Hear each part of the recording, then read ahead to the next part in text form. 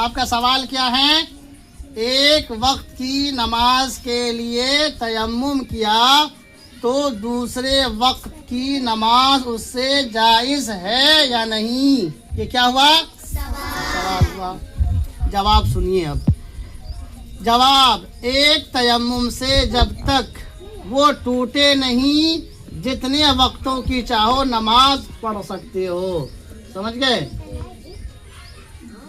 سب نماز پڑھ سکتے ہیں۔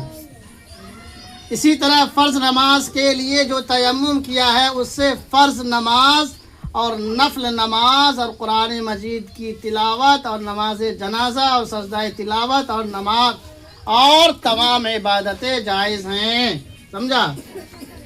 صبح تیمم کیجئے، اس سے ظہر بھی پڑھیے، عصر بھی پڑھیے، مغرب بھی پڑھیے، عشاء بھی پڑھیے۔ سمجھا؟ جب تک کہ تیمم نہیں ٹوٹے گا تب تک اس سے نماز پڑھتے رہیے، سب نمازیں پڑھیے۔ سمجھ میں آیا؟ عقل اپنی یاد کیا